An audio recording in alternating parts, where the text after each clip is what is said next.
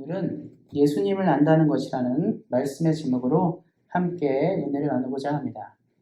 지난주에 우리가 하나님과의 사귐에 대해서 살펴봤는데요. 하나님과의 사귐을 위해서 가장 필요한 것 중에 하나는 바로 예수님을 잘 아는 것입니다. 그래서 오늘 말씀을 통해서 우리 사랑하는 성도님들의 신앙이 예수님을 알아가는 깊이 가운데로 나가시기를 예수님의 이름으로 축원드립니다.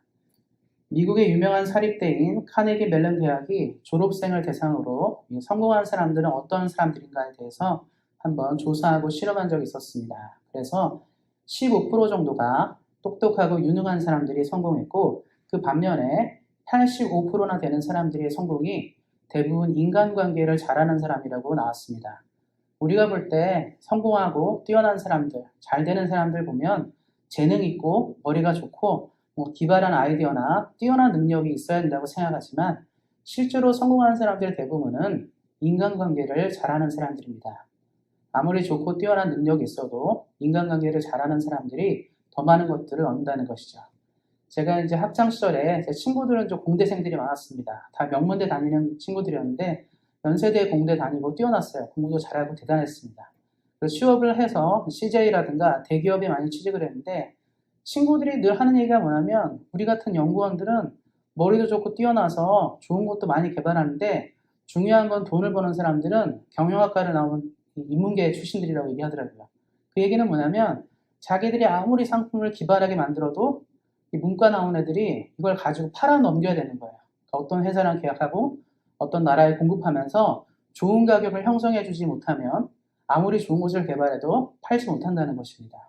그럼 친구가 그래서 나중에 공부를 하더라고요. 경영학과 공부를 했는데 그걸 보고 생각한 건 뭐냐면 경영한다는 건 우리가 어떤 뭔가를 만들어내고 회사를 운영할 때 가장 중요한 게 뭔가를 생각해 보면 무엇을 만들어내고 기술을 개발하는 것도 참 중요한데 중요한 것은 고객들이죠. 바이어들이랑 이것들을 잘 나누면서 팔 수 있어야 됩니다. 근데 그런 걸 위해서 제일 많이 하는 건 뭐냐면 응대를 잘해야 되죠. 영업을 잘하는 것이죠. 상대방에게 신뢰를 쌓고 인간관계를 잘 만들어가기 시작할 때 똑같은 상품일지라도 내 것을 팔아줄 수 있다는 것입니다. 그래서 인간관계는 참 중요하고 사람과 사람 간의 관계를 만드는 것은 성공의 열쇠이기도 합니다. 그래서 이 땅에 많은 사람들이 항상 중요한 건 뭐냐면 사람 관리를 잘 하라고 하는 것이죠. 요즘에 나라들의 문제들이라든가 또 기업들의 문제들을 보면 항상 일어나는 것은 사람들을 잘 관리하지 못해서 일어나는 일들입니다. 작게는 가정부터 크게는 나라까지 사람을 관리하고 사람과 사람 간의 관계를 잘하는 것은 매우 중요합니다. 가정도 그렇죠. 화목하고 행복한 가정은 인간관계가 잘 된 가정이에요. 부모와 자식 간에, 부부 간에, 형제 간에 관계가 잘 된 가정은 돈이 많거나 뛰어나지 않아도 행복합니다. 그런데 서로 간의 관계가 깨어진 가정들 있죠. 부부 간의 갈등이 있고 자녀와 부모 간의 갈등이 있으면 많은 것을 가져도 고통스럽습니다. 인간은 사회적 동물이고 관계를 이루며 살아가기 때문입니다. 동물과 달리 인간은 이것이 너무나 중요해요. 그래서 친구를 잘 사귀고 사람을 잘 만나는 것은 성공의 지름길입니다. 인간관계는 이렇게 중요한데 그럼 영적인 관계를 한번 사귀었으면 좋겠습니다. 영적으로 이 땅을 살아갈 때 우리에게 제일 중요한 것은 무엇이냐? 이 땅을 살아갈 때 인간사에서는 사람과 사람의 관계가 중요하죠. 그러면 영적인 일은 무엇이 중요할까요? 사람과 하나님과의 관계입니다. 그러니까 우리와 하나님과의 관계가 우리 삶의 영적인 성공의 지름길을 제시하는 것이죠. 그래서 우리가 예수님을 믿고 신앙생활하고 말씀 보고 기도하고 여러 가지 활동을 하는 이유 중에 하나는 우리 영적으로 성공하기 원해서입니다. 그래서 영적인 성공을 위해서 성공한 사람들의 우리가 노하우를 많이 보죠. 간증도 보고 여러 가지 것들을 보고 어떻게 하면 하나님을 잘 알 수 있을까? 어떻게 하면 예수님을 잘 알 수 있을까를 연구합니다. 그래서 그런 것들을 통해서 우리도 성공하고 뭔가 좀 달라지기 원하기 때문이죠. 세상에서는 사람들과 관계를 잘해서 성공한다면 신앙생활은 하나님과의 관계를 잘하는 것입니다. 그런데 하나님과 인간의 관계를 잘 만들어가기 위해서 필요한 것이 한 가지가 있는데 하나는 뭐냐면 무결점이에요. 죄가 없어야 한다는 사실입니다. 그러니까 하나님과 우리 관계를 좋게 하기 위해서 가장 필요한 것은 죄의 문제인데요. 이 문제는 참 해결하기가 어렵고 굉장히 고통스러운 문제 중에 하나입니다. 성경도 읽어보고 주변 사람도 많이 보는데 우리가 사람이 추락할 때 있잖아요. 정말 대단하고 믿음 있고 영적인 인물인데 간혹 가다가 자신들의 죄로 추락하는 경우들이 있습니다. 유명한 교회 목사님들이 돈 문제로 추락하거나 여자 문제로 추락하거나 또 여러 가지 비리로 추락하는 경우들이 있습니다. 또 어떻습니까? 또 신앙을 잘 가진 사람인데 여러 가지 조금 문제들이 있어서 추락하는 경우들을 보게 됩니다. 그리고 이 문제를 해결하고 잘 넘어가기 원하는데 실제로 상당히 많은 사람들이 넘어진다는 사실이에요. 그래서 성경을 읽으면서도 그렇죠. 이렇게 위대한 인물이 이런 실수로 넘어지는구나. 뭐 다윗같이 잘못된 선택을 해가지고 다른 사람의 아내를 빼앗아서 그런 큰 범죄를 저질렀죠. 사람이 추락하는 거예요.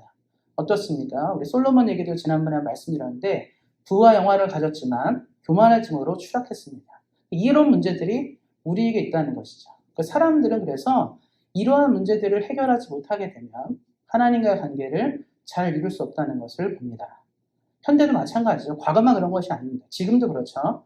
우리가 그렇지 않습니까? 내가 일주일 동안 하나님께 경건하게 살고 말씀도 많이 읽고 기도도 많이 하고 뭔가 좀 베품도 많이 하고 좋은 일을 많이 하면 교회 나오는 게 어렵지가 않아요. 하나님 보러 나온다는 기쁨들이 있는데 내가 뭔가 한 주 동안 잘못한 것이 많고 문제가 많고 죄가 많게 되면 왠지 교회 오는 게 부담스럽습니다. 그냥 교회 오면 또 내가 또 하나님이 나를 어떻게 보실까 이런 여러저러 생각이 있어서 잘 못 오죠, 사실. 그래서 제가 교사를 한 적도 있었는데 한국에서 이제 학생들을 가르치다 보면 제일 많이 한 게 뭐냐면 이번 주 교회 왜 안 나냐면 이번 주는 제가 잘못한 게 많아서 못 나가겠어요. 이런 경우들이 많다는 거예요. 어른들도 마찬가지죠. 왜 안 나오셨어요? 집안에 뭐 일이 있습니다. 뭐가 있습니다. 못 나오겠다는 거예요. 근데 잘 나오거나 뭐 얼굴에 미소가 있거나 즐거울 때 보면 뭔가 좋은 일이 많고 내가 일주일 동안 잘했어요. 우리 지난번에 성경 쓰기도 하셨는데 어떻습니까? 뭔가 당당하지 않습니까? 내가 그래도 사순절에 성경 쓰기를 많이 했으니까 당당하게 노트 들고 오는 거잖아요. 잘했으니까요. 칭찬받고 싶고 내가 뭔가 하나님 앞에 잘했다는 뿌듯함이 있습니다. 우린 그러니까 그렇게 오는 거죠. 대부분 근데 사실 그렇지 않죠. 죄의 문제가 우리 삶에 많은 영향을 끼칩니다. 그래서 죄를 극복하는 것이 굉장히 중요한데 이게 쉽지 않다는 것을 알게 되죠. 그래서 오늘 말씀을 통해서 이런 부분들을 조금 더 살펴봤으면 좋겠습니다. 먼저 그 말씀 이제 이해하기 전에 그럼 사람은 도대체 어떤 존재냐? 우리는 누구인가에 대해서 한번 봤으면 좋겠습니다. 말씀 이제 로마서 3장 23절인데요. 이 말씀 제가 읽도록 하겠습니다. 모든 사람이 죄를 범하였음에 하나님의 영광에 이르지 못하더니. 세상 사람들은 인간에 대해서 여러 가지 얘기를 합니다. 어떤 사람들은 인간은 태어날 때부터 선하다. 유명한 이제 동양의 유명한 철학가죠. 맹자가 그렇게 얘기했어요. 인간은 태어날 때부터 착하다. 왜냐하면 우리가 기본적으로 사람이 지나가다가 불쌍한 사람을 보거나 뭐 안타까운 일들을 보면 치근한 마음이 생긴다. 이 치근한 마음은 누가 가르쳐주지 않았는데 우리 안에 형성된 것이기 때문에 맹자는 인간은 태어날 때부터 선하다고 생각했습니다. 그래서 인간의 한 부류는 성선설을 지지해요. 태어날 때부터 착하다. 그러면 이거 이제 우리에게 보편적으로 어떻게 얘기되냐면 우리 아가들 있죠. 아기들 태어날 때 부모들이 어떻게 생각하죠? 이렇게 티 없이 맑고 깨끗한 애가 없어요. 얘는 아주 문제가 없는 아이고 아주 괜찮은 아이입니다. 잘만 키우면 훌륭한 사람이 된다고 생각하는 거야. 이런 것들이 어떻게 보면 좀 성선설에 기반한 생각이에요. 기본적으로 인간은 착하니까요. 그런데 이제 성악설이 있죠. 태어날 때부터 악하다고 말하는 사람이 있습니다. 똑같이 중국에서도 이제 그런 사람들이 있어요. 또 순자라는 사람이 있는데 그 사람은 인간은 태어날 때부터 악하다라고 봤습니다. 태어날 때부터 인간 자체가 악하다는 거죠. 기본적으로 인간은 포악하고 가르쳐주지 않아도 나쁜 짓을 한다는 것이죠. 우리 어렸을 때 애들 많이 보죠. 그냥 키워놨는데 가만히 놔뒀는데 어디서부터 꼭 보면 좋은 건 잘 못 배워요. 뭐 한글을 가르치거나 영어를 가르치거나 할 때 좋은 거는 배우는 게 참 더딥니다. 그런데 제일 먼저 배우는 말이 뭐죠? 욕이에요, 욕. 욕은 금방 배웁니다. 어떻게 안 가르쳤는데도 욕은 금방금방 배우죠. 기본적으로 인간은 악한 것을 선호한다. 이게 성악설입니다. 그래서 이제 이 세상의 모든 이론이 여기서 나눠져요. 인간은 착하다, 인간은 나쁘다. 또 어떤 사람도 이렇게도 얘기하죠. 두 개 다 헷갈리니까 원래 백지였어. 어떻게 하느냐에 따라 달라진다. 그래서 백지를 하얗게 예쁘게 그리면 아주 예쁜 그림 나오지만 거기를 더럽게 하면 더럽게 되는 것처럼 백지 이론도 있습니다. 사실은 이제 여러 이론들이 있는데 우리는 이게 중요하지 않죠. 우리가 믿는 하나님은 그러면 인간을 뭐라고 하는지가 제일 중요합니다. 세상 사람들이 뭐 착하게 태어났다, 나쁘게 태어났다는 중요하지 않고요. 내가 믿는 신앙, 내가 믿는 하나님은 인간을 어떻게 보는지가 중요합니다. 근데 로마서 3장 20절에 나왔죠. 모든 사람이 죄를 범하였으며 이 모든 사람은 all people이라 말해요. 다. 누구도 예외 없이 모든 사람, everybody입니다. 그러니까 어떤 사람도 예외 없이 전 세계에 만약에 71억의 인구가 산다, 70억의 인구가 산다 할 때 그 중에서 단 한 명의 예외도 없이 모든 사람은 죄가 있다. 유죄라는 뜻이에요. 성경의 관점은 이렇습니다. 그러니까 성경이 말하는 건 뭐냐면 인간은 원래 의롭지 않다. 인간이 원래 의롭지 않다. 이것은 뭐냐면 인간은 가만히 내버려둬도 죄를 진다는 뜻이에요. 가만히 둬도 죄성을 선택하게 돼 있는 성향들이 있다는 거죠. 성향이라는 건 뭐냐면 우리가 뭔가를 추구하고 선택하는 걸 말해요. 그래서 우리 한국 사람들은 딱 보면 어디 가서 밥을 먹는다 칠 때 어떻습니까? 밥이랑 국이랑 김치랑 이 한국 음식이 딱 있을 때 마음이 편해요. 우리가 어디 밥 초대를 받았는데 거기 딱 갔는데 빵만 있고 뭐 먹을 만한 게 없다. 우리가 좋아하는 선호하는 음식이 없을 때 어떡하죠? 젓가락이 별로 잘 안 가죠. 우리가 좋아하는 것에 손을 잘 가게 됩니다. 그건 뭐냐면 성향을 말해요. 내가 원하고 바라는 것이죠. 그러니까 한국 사람들이 그런 것처럼 또 어떤 사람은 어떻게 살겠죠? 이런 것처럼 성향을 말하는데 인간의 성향은 죄를 고르게 됐다는 거예요. 좋은 것과 나쁜 것을 딱 봤을 때 우리가 생각할 때는 나는 항상 좋은 것을 고를 것 같아 이러지만 인간은 어떻습니까? 나쁜 것을 더 잘 고릅니다. 그래서 영화나 드라마 이런 거 보시면 어떻습니까? 기본적으로 볼 때 서로 미워하고 싸울 필요가 없어요. 서로 뭐 배신하고 그럴 필요 없습니다. 그냥 같이 잘 살면 좋은데 꼭 보면 나쁜 사람들이 나오죠. 선택을 하는 거예요. 우리가 보면서 저런 몹쓸놈 저런 나쁜 사람 이렇게 얘기하지만 실제로는 뭐죠? 우리도 똑같은 상황이 있을 때 그런 선택을 할 수 있다는 겁니다. 수많은 정치 지도자들과 수많은 기업가들이 왜 부정부패와 비리를 저지르겠습니까? 우리가 볼 때 이해가 안 가죠. 그렇게 돈이 많고 이미 다 가졌는데 왜 또 저렇게 살까 생각하지만 누구도 알 수 없는 거죠. 우리도 그 자리에 있지 않고서는 그렇게 쉽게 판단할 수 없습니다. 내가 지금 현재 갖고 있는 상황에서 지울 수 있는 것이 아니기 때문에 우리는 쉽게 비판하지만 내가 만약에 그 자리에 있어도 그럴 수 있는가? 다르게 살 수 있는가는 다른 문제가 됩니다. 그만큼 인간은 성향이 악하게 되어 있습니다. 악하다는 건 그래서 무슨 문제를 가져오게 되냐면 뭐 나쁠 수 있죠. 조금 나쁠 수 있고 크게 나쁠 수 있지만 이 전체적인 하여튼 인간에게 주어진 이 모든 죄의 최종 결론은 뭐냐면 천국에 갈 수 없다라는 거예요. 그러니까 하나님 나라에 가는 것이 인간의 마지막 골 아닙니까? 우리 사랑하는 성도님들 어떻습니까? 다 좋습니다. 이 땅에서 사장으로도 사실 수 있고 높은 고위의 뭐 공무원도 될 수 있고 여러 가지 것들을 누릴 수 있습니다. 다 좋습니다. 그런데 내가 눈을 감는 그 순간 내가 눈을 딱 떴을 때 천국에 있어야 되잖아요. 내가 눈을 딱 떴는데 지옥에 있으면 안 되잖아요. 우리가 가장 원하고 바라는 건 뭡니까? 영원한 생명입니다. 하나님 날아가는 게 제일 중요한 일이에요, 사실. 우리가 막 그렇게 생각해 보세요. 우리가 지금 인생을 살고 성도님들이 청소년기도 있었을 거고 어린이 시절도 있었을 거고 대학생 때도 있었을 것이고 뭐 여러 시절을 보내면서 노년까지 오셨는데 우리 어떻습니까? 긴 인생을 사셨습니까? 우리가 볼 땐 긴 인생이라 말할 수 있지만 인간의 역사를 볼 때, 시간을 볼 때 어떻습니까? 100년은 그리 길지가 않아요. 어떻습니까? 인간의 역사가 지금 그리 기록한 이후로 만년의 역사, 뭐 수천 년의 역사가 왔다는데 대략 문서가 기록된 시점으로 볼 때 한 대략 인간의 역사가 만년 뭐 이렇게 된다고 볼 수 있습니다. 그럼 어떻습니까? 그럼 그런 한 만 년 정도 역사로 왔을 때 어떻습니까? 우리의 100년은 너무나 작아요, 사실. 너무나 작습니다. 또 그렇다고 해서 우리가 100년 삽니까? 100년까지 못 살잖아요. 어떤 사람은 50에도 죽을 수 있고 40에도 죽을 수 있고 60, 70 다 다릅니다. 그러니까 우리가 사실 이 땅을 사는 시간은요. 큰 우주를 생각할 때 점도 안 돼요. 그럼 그 이유는요? 그 이후의 삶은 무엇입니까? 그 이후의 삶이 없다라면 지금 많이 가지셔야 돼요.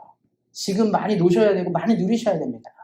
그런데 그 이유가 있다라면 그 다음 시간이 있다라면 그 얘기는 달라지게 됩니다. 우린 거기를 꼭 가야 돼요. 왜냐하면 그 시간은 점이 아니라 이제 영원하기 때문에 그렇습니다. 한번 상상해 보세요. 가장 우리 사랑하는 성도님들이 가장 행복했을 때 아들이 낳고 딸이 낳았을 때 아니 내가 원하는 사업들이 성공했을 때 내가 바라고 계획한 것들이 잘 이루어졌을 때 한번 가장 행복했을 때를 한번 생각해 보세요. 근데 그 행복한 시간이 내일도 계속되고 내일 모레도 계속되고 10년이 지나고 20년이 지나고 30년이 지나고 40년이 지나도 멈추지 않는다. 나의 가장 행복한 그 순간이 끊임없이 진행된다 말한다면 너무나 행복한 일이죠. 근데 예수님이 하나님이 성경에 뭐라고 말하죠? 천국의 삶은 그렇다. 우리가 생각하는 최고의 기쁨이 멈추지 않고 한 걸음, 두 걸음, 세 걸음, 네 걸음 계속 진행되는 거예요. 이것은 이 땅의 것과 비교할 수 없다라고 얘기합니다. 그래서 바울이 로마서 8장에 뭐라고 하냐면 장차 우리에게 올 영광은 우리가 현재 당하는 고난과 비교할 수 없다라고 얘기합니다. 하나님의 영광과 하나님의 나라와 지금 우리가 현재 고민하는 것들과 비교할 수 없는 것이죠. 인간은 나이를 먹고 시간이 지나면요, 몸이 약해져요. 우리 어렸을 때는 다 건강하게 태어났습니다. 문제없이 흠이 없이 이 땅을 잘 살 수 있도록 건강하게 왔습니다. 근데 어떻습니까? 시간이 지나면서 몸이 약해지잖아요. 아파서 병원에 가기도 하고 다쳐서 병원에 가기도 합니다. 그리고 점점 몸이 쇠약해지는 거죠. 내가 30년 전, 40년 전만 됐어도 훨씬 건강했는데 지금은 그렇지 않다는 것이죠. 인간의 몸이 이렇게 약하고 약합니다. 그런데 하나님의 나라에서의 우리의 삶은 전혀 다르다는 것이죠. 그래서 우리의 최종골은 무엇입니까? 여기에 우리가 꼭 들어가야 돼요. 대학에는 못 가도 됩니다. 이 땅을 살 때 가난해도 괜찮아요. 내가 무엇을 얻지 못해도 됩니다. 남들이 다 가진 거 하나도 못 가져도 괜찮습니다. 중요한 건 죽은 이후에 꼬리를 해야 돼요. 부자와 나사로 기억하시죠? 나사로는 거지로 살았습니다. 하루 끼니 때우기도 어려웠어요. 부자의 상에서 버려지는 부스러기로 자기 배를 채우던 사람입니다. 성경에 뭐라고 말하냐면 상처가 많은 것을 개가 핥았다고 얘기합니다. 그처럼 비참한 인생을 살았어요. 부자 나사로는 날마다 파티하고 연애를 즐기면서 내가 얼마나 대단한 사람이고 훌륭한 사람인지를 사람들에게 자랑했습니다. 그런데 죽은 다음에 부자는 불구덩이에 갇혀서 내 물 한 방울만 내 혀에 찍어달라. 내가 물 한 모금만 먹고 싶다고 말할 정도로 그런 고통에 시달렸지만 나사로는 하나님의 품에 있었습니다. 성경은 우리에게 무엇을 말해주냐면 이것이 우리의 최종골이 되어야 한다고 얘기하는 것이죠. 그런데 성경이 뭐라고 말하냐면 이 땅을 살면서 우리가 흠이 하나라도 있으면 죄가 하나라도 있으면 거기를 통과할 수 없다는 거예요. 천국을 통과하려면 요즘에 그렇죠. 코로나 때문에 우리 백신 맞잖아요. 그래서 뭐 나중에 뭐 한국도 가거나 여행 갈 때 백신 패스포트가 만들어진다, 뭐 증명서 이런 거 만들어진다 하잖아요. 어떻습니까? 그게 있으면 통과되는 건데 그게 없으면 어떻습니까? 비행기도 못 타고 어디 못 다닐 수 있다는 얘기예요. 뭘 말해주는 거죠? 굉장히 중요한 거죠. 흠이 없다, 괜찮다에 대한 증명인데 천국도 그렇다는 거예요. 천국도 무슨 패스포트가 필요하냐면 no guilty, 죄 없음, 문제 없음이라는 것들이 필요하다는 거죠. 근데 어떻습니까? 인간이 살면서 흠 없이 살 수 있는 인생이 있을까요? 어렸을 때 지금까지 난 한 번도 거짓말 안 했어. 난 누구에게도 잘못한 적이 없고 아무 문제 없이 살았다고 말할 수 있는 사람이 몇 명이나 되겠습니까? 혹 있다 하더라도 진짜인지 아닌지 모르죠. 성경의 기준은 뭐라고 또 말하냐면 마음으로 죄를 지어도 죄라고 얘기를 해요. 그러니까 누구에게 대해서 내가 뭔가 분노가 일고 화가 나도 그것조차도 죄가 될 수 있다는 거죠. 그러니까 하나님의 기준을 보니까 천국 입구에서 다 막혀 있는 거예요. 들어가야 되는데. 답이 없는 거죠. 우리 인생에 답이 없다는 걸 말해줍니다. 하나님이 보시기에는 흠이 나타나는 거죠. 그럼 집을 한번 예를 들으셨으면 좋겠어요. 어떤 집을 가면 굉장히 깨끗한 집이 있습니다. 어떤 집을 가면 조금 지저분한 집이 있어요. 조금 지저분한 집은 위에 뭐 종이 한 장이 떨어져 있거나 뭐 휴지 하나 있어도 크게 티가 안 납니다. 뭔가 정말 전적으로 지저분하니까 그냥 있어도 괜찮은 것 같아요. 근데 어떤 집은 좀 부담스러운 집 있죠. 먼지 하나 없이 너무 깨끗한 집들이 있어요. 전체적으로 너무 깨끗해서 뭔가 조금만 실수도 안 되는 집 같은 집들이 있습니다. 그런 집들은 머리카락 하나, 종이 조그만 거 하나 봐도 티가 확 나는 거죠. 하나님의 나라가 그래요. 하나님은 머리카락 하나, 조그만 티 하나도 허용하지 않으시는 거죠. 그러니까 주님의 나라에 들어가려면, 천국에 들어가려면 이것이 없어야 됩니다. 그런데 인간의 입장에서는 이게 안 되잖아요. 그래서 성경이 말하는 건 뭐냐면 1절, 2절에 나오는데 1절 후반부에랑 2절에 나오는 것처럼 최고의 변호사, 우리 삶의 최고의 변호사이며 우리의 대언자인 예수님이 필요하다고 얘기하고 있습니다. 그래서 예수님을 표현할 때 오늘 본문을 보면 생명을 걸고 우리를 변호하는 분이라고 얘기하고 있습니다. 현대사회에서 가장 중요한 직업 중에 하나는 변호사예요. 우리가 어떤 문제가 생기거나 어떤 상황이 생겼을 때 변호사를 선임해서 그 문제를 해결하려고 돌파합니다. 변호사 연구를 하는 거죠. 법률을 검토하고 사례를 연구해서 내 고객이 승리할 수 있도록 최대한 도와주는 것입니다. 그래서 우리가 어떤 문제가 생겼을 때 어떤 로펌을 선택하냐가 굉장히 중요합니다. 로펌이가 다 똑같지 않죠. 한국도 보면 뭐 김앤장이라든가 이런 데가 있습니다. 아주 유명한 로펌들은 어려운 일들을 수임해서 성공을 시켜요. 그런데 그보다 좀 낮은 데는 좀 약하겠죠. 그래서 우리가 변호사를 선임할 때는 최고의 사람을 선임하고 싶은데 최고로 선임할수록 뭐가 비싸죠? 비용이 비쌉니다. 그런데 이러한 변호사를 할지라도 내가 맡고 있는 고객이 죄가 분명해요. 뚜렷한 죄가 있으면 그 죄를 변호는 못합니다. 사실. 뭐 어느 정도 뭐 형량을 줄이거나 이런 건 애쓸 수 있겠지만 완전히 흠이 있을 때는 아무리 뛰어난 변호사고 아무리 뛰어난 회사라도 쉽지 않습니다. 그런데 성경이 지금 얘기하는 건 뭐냐면 우리가 만나고 우리를 도와주시는 변호하는 예수님이 어떤 분인지를 계속 얘기하고 있어요. 말씀에 나온 게 뭐냐면 1장 1절 뒷부분인데 이거는 앞에 읽어드렸기 때문에 따로 읽진 않겠습니다. 제가 한번 읽겠습니다. 우리에게 대언자가 있으니 곧 의로우신 예수 그리스도시다. 여기서 대언자는 변호를 말해요. 변호인이라 말하는 겁니다. 그러니까 우리에게 최고의 변호사가 있는데 예수님을 얘기하고 있는데 그리고 2절에 이렇게 시작합니다. 그는 우리 죄를 위한 화목제물이다라고 얘기합니다. 다시 말해서 자신의 생명을 걸고 우리를 변호하는 것이죠. 인간에게 어떤 문제가 있거나 어떤 잘못이 있을 때 대부분의 변호사는 자기 문제로 들리는 게 아니라 최대한 어떻게 다른 것을 찾아서 변호하려고 했지만 예수님은 우리의 죄를 짊어지는 분이라고 얘기하고 있습니다. 말씀 하나 보겠습니다. 히브리서 말씀인데요. 10장 19절 이렇게 얘기하고 있습니다. 그러므로 형제들아 우리가 예수의 피를 힘입어 성소에 들어갈 담력을 얻었나니. 히브리서 말씀을 통해 얘기하고 있는 건 뭐냐면 예수님이 자신의 피를 통해 하나님에게 변호했다는 거예요. 인간이 어떤 길티가 있고 문제가 있는데 이것을 내가 감당하겠습니다. 내가 이 문제를 해결할 수 있도록 내 목숨과 피를 흘려서 해결하겠다고 얘기하고 있습니다. 이 말씀 너무 중요한 구절입니다. 형제들아 우리가 예수의 피를 힘입어 성소에 들어갈 담력을 얻었다. 이 성소는 구약시대에 하나님을 만나는 곳이에요. 그러니까 하나님이 계시는 것을 지성소라 부릅니다. 영어로 보면 더 이해가 더 쉽게 되는데요. 홀리 오브 홀리예요. 그러니까 거룩한 곳 중에 가장 거룩한 곳이라는 뜻입니다. 그러니까 누구도 쉽게 들어갈 수 없는 것인데 그 성소를 우리에게 허락하겠다는 뜻입니다. 그러면 지상의 사람들이 말하는 그 성소가 천국을 말하는 거예요. 우리는 하나님 나라에 들어가고 싶은데 천국의 문지기가 물어옵니다. 너는 뭐를 갖고 들어올 수 있냐? 우리 여러 가지 얘기하죠. 나는 이 땅에서 수백 조를 벌었던 거물급 재벌입니다. 근데 천국에서는 그것을 아무도 쓸 수가 없는 거예요. 지불을 못하는 거죠. 그 돈으로 못 들어온다 얘기합니다. 또 어떤 사람이 그렇습니까? 나는 이 땅을 살면서 최고의 권력을 가졌던 황제입니다. 내가 가진 나라는 해가 지지 않는 나라, 빅토리아 여왕같이 그런 시대를 이끌었던 난 위대한 군주입니다. 뭐라고 말합니까?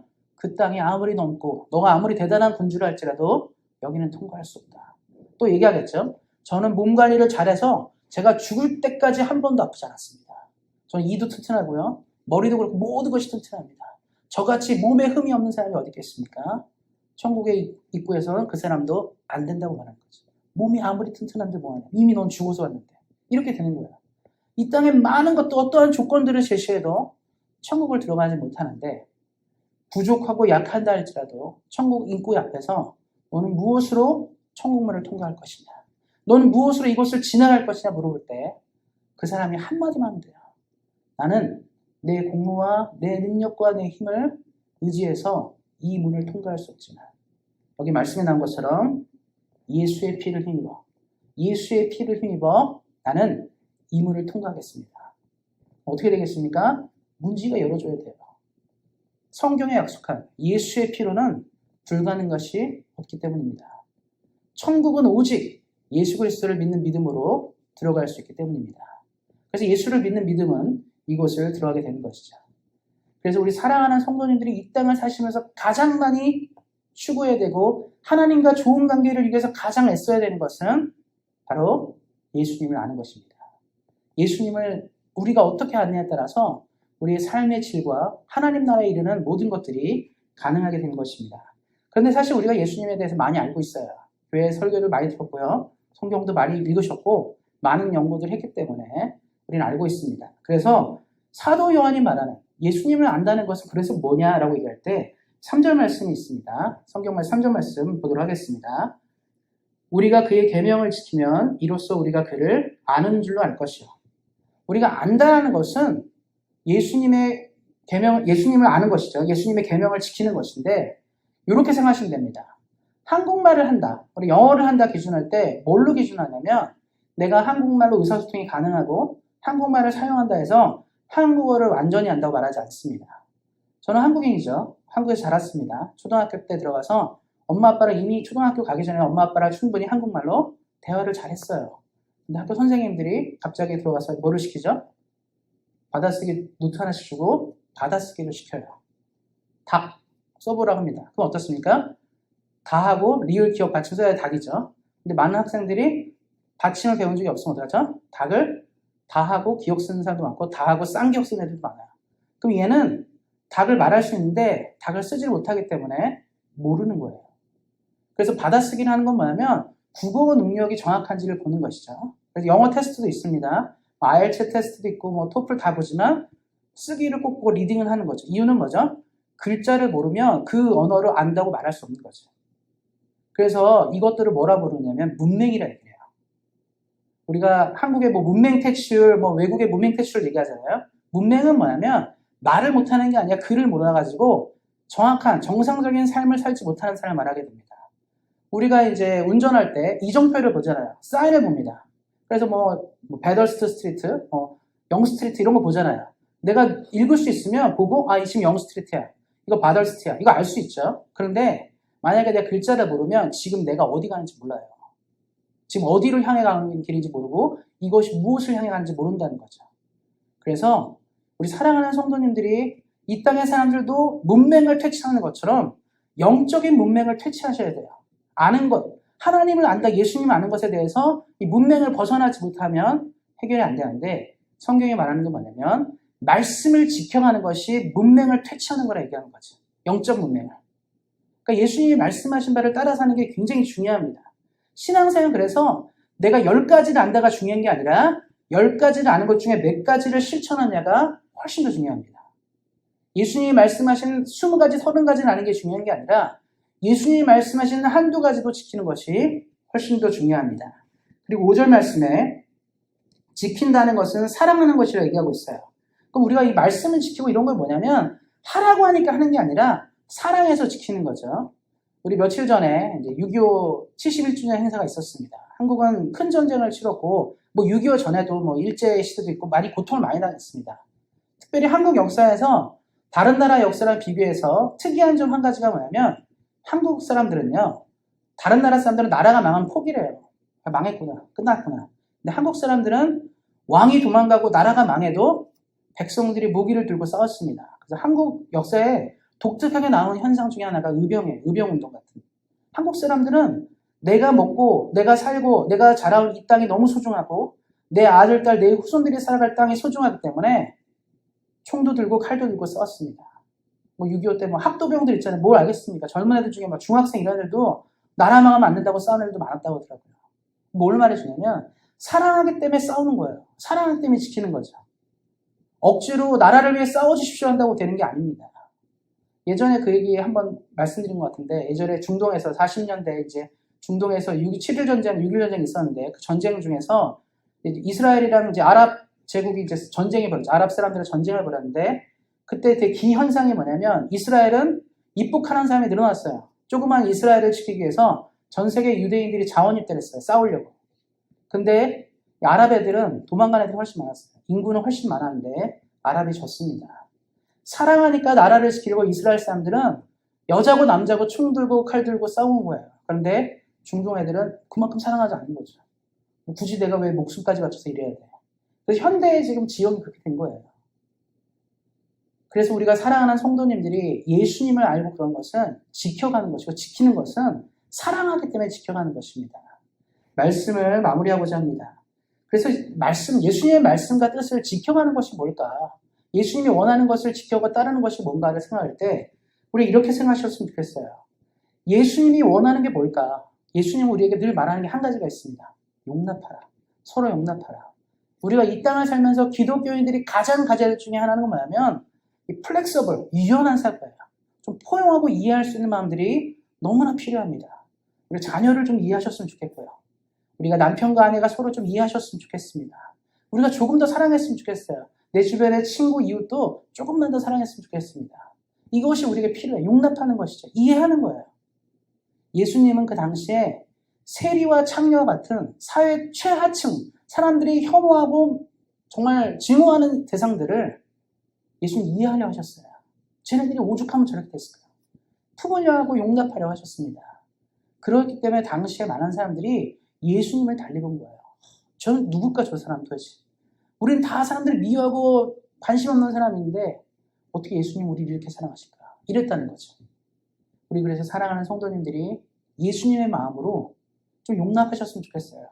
좀 남편 좀 이해해 주시고 아내도 좀 이해해 주시고 우리 자녀들도 좀 이해하셨으면 좋겠습니다. 저도 너무 크게 생각하고 싶지 않아요. 괜히 멀리 뭐 국가를 이해해라, 뭐 민족 이런 거 너무 거창합니다.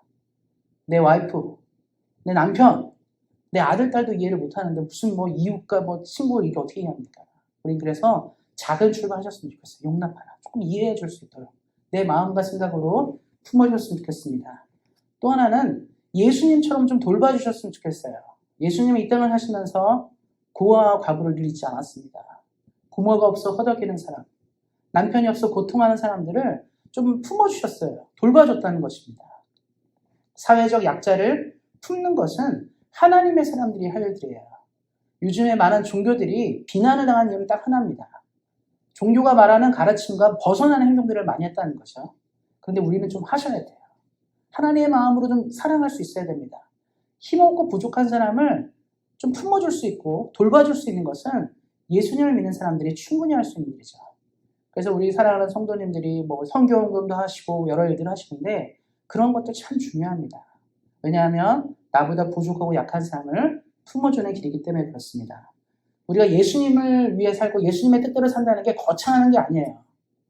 가장 중요한 것은 예수님의 마음으로 용납하고 돌봐주는 것입니다.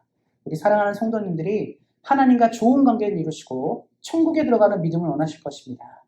그렇다면 예수님이 이 땅을 사시면서 어떻게 사셨는지를 기억하시고 그 삶을 주 안에 살아가시기를 예수님의 이름으로 축원드립니다. 기도하겠습니다. 하나님, 오늘도 귀한 은혜를 주시면 감사를 드립니다. 우리 사랑하는 성도님들이 이 땅을 살면서 예수님을 알아가게 하시고 예수님의 말씀대로 이 땅을 살아가는 은혜가 있도록 함께 하시기를 기도합니다. 우리들의 사랑하는 예수님을 통해 우리가 신앙이 성장하게 하시고 은혜를 얻게 하시고 무엇보다 하나님의 나라에 들어가는 믿음으로 인도하시기를 기도합니다. 우리에게 가장 좋은 것들을 주신 하나님께 감사하며 우리 주 예수 그리스도의 이름으로 기도하였습니다. 아멘.